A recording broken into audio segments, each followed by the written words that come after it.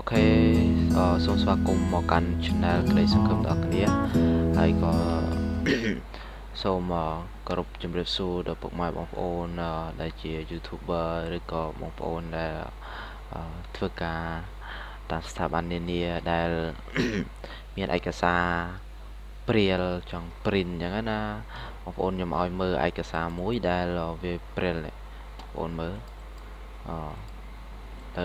នេះឯកសារនេះបងប្អូនឃើញព្រាលខ្លះព្រាលដិតខ្មៅហៅថាដូចពឿប្រផេះអីតិចទៅមើលទៅវាអត់ច្បាស់អញ្ចឹងតើអ្នកទាំងអស់គ្នាគូទៅកែយ៉ាងម៉េចដើម្បីឲ្យច្បាស់ហើយ print មកស្អាតនៅលើម៉ាស៊ីនរបស់យើងនៅលើกระดาษរបស់យើងអញ្ចឹងអ្នកទាំងអស់គ្នាត្រូវចូលទៅកាន់កម្មវិធីមួយគឺPhotoshop ខ្ញុំបិទឲ្យអ្នកទាំងអស់គ្នាមើលសិននេះគឺ Photoshop អញ្ចឹងដើម្បីឲ្យអ្នកទាំងអស់គ្នា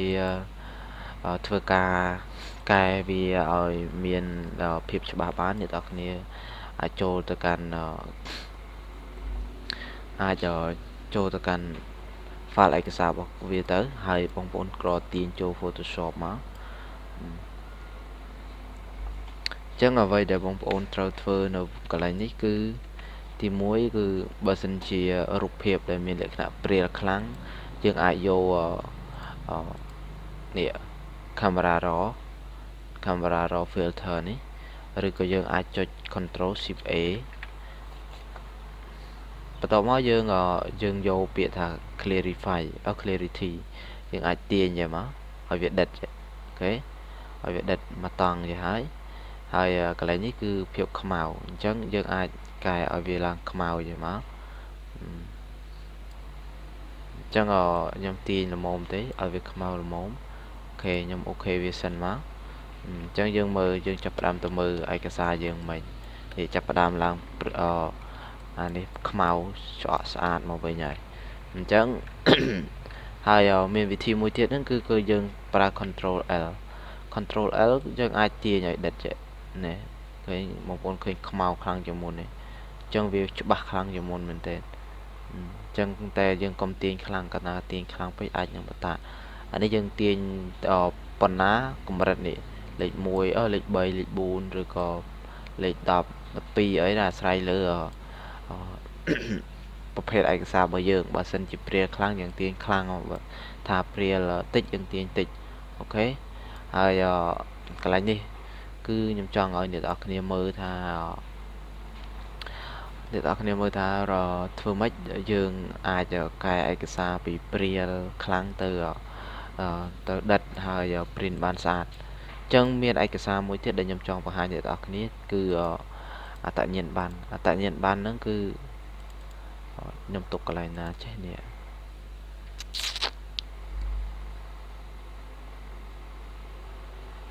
មានអត្តញ្ញាណប័ណ្ណមួយព្រាលខ្លាំងមែនទែន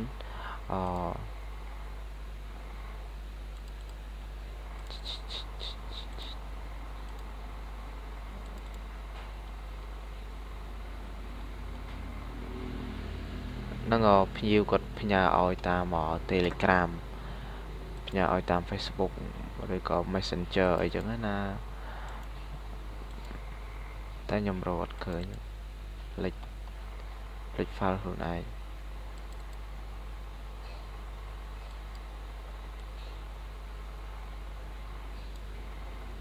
អូខេអ្នកនរគ្នាខ្ញុំរកអត្តញ្ញាណប័ណ្ណហ្នឹងអត់ឃើញទេតែខ្ញុំបង្ហាញអ្នកនរគ្នាពីនេះពីសបុតកណាតនេះម្ដងសបុតកណាតអ្នកនរគ្នាឃើញហើយខ្លួនឃើញអ្នកនរគ្នាហើយមិញវាវែកហើយវាអត់ស្អាតចឹងណាព្រាលចឹងអ្នកនរគ្នាអាចបង្កើត folder ថ្មីមួយមកអានេះវាស្តៀងនឹងអត្តញ្ញាណប័ណ្ណដែលខ្ញុំចង់និយាយមិញហ្នឹង29.7ចឹងអ្នកនរគ្នាប៉ុណ្ណឹងហើយអ្នកនរគ្នាអាចទាញវាចូលចឹងមកអ្នកនរគ្នាអាចទាញហើយអ្នកនរគ្នាអាចកែលើវាយើងកាត់លើវាចឹងមកអូខេអ្នកនរគ្នាអាច Ctrl J អញ្ចឹងយើងទាញ ទីមួយគឺយើងធ្វើការទាញវាត្រង់សិនអានេះសម្រាប់សំបុត្រកណាត់ដែលគឺថតមកអត់ស្អាតអញ្ចឹងទោះយើងទាញអញ្ចឹងក៏មិនអីដែរយើងពេលដែលយើងទាញយើងចុច Ctrl Shift ចុច Shift ខ្លះមកយើងយើងនៅពេលដែលយើងទាញឲ្យត្រង់យើងអត់ចាំបាច់ចុចអីក៏ចុចក៏បានដែរវាមិនសូវជាចោតបញ្ហាបានទេអាហ្នឹងណាហើយតែសំខាន់អ្នកនរគ្នាពេលដែល print គឺយើងព្យាយាមទាញឲ្យត្រង់ឲ្យគេអញ្ចឹងអ្នកនរគ្នាឃើញហើយវាព្រាលអញ្ចឹងយើងត្រូវធ្វើម៉េចគឺយើងប្រើ Ctrl Shift A ឬក៏ចូលទៅ filter មិញអញ្ចឹងយើងទាញវា clarify ហ្នឹងទាញវាឲ្យដិតអូខេបន្ទាប់ពីអ្នកខ្លះទាញរួចហើយអ្នកនរនឹងឃើញថាគុណភាពនៃរូបភាពយើងគឺ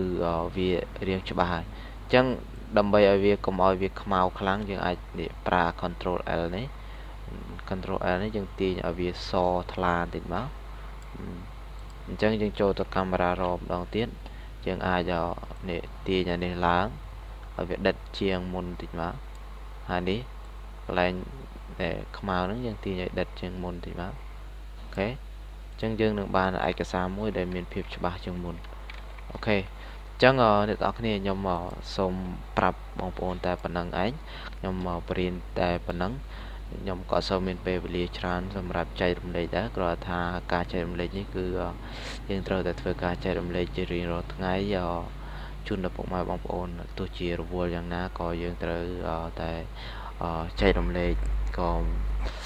ធ្វើការចែករំលែកធ្វើការបង្រៀនដល់ពុកម៉ែបងប្អូនជំនាន់ក្រោយអ្នកដែលអត់ទាន់ចេះអញ្ចឹងណាអញ្ចឹងសង្ឃឹមថាអ្នកទាំងអស់គ្នានឹងគ្រប់គ្រងហើយជួយចុច Subscribe ម្នាក់មួយផងដើម្បីទទួលបានវីដេអូថ្មីៗអូខេសូមបញ្ចប់វីដេអូនេះតែប៉ុណ្ណឹង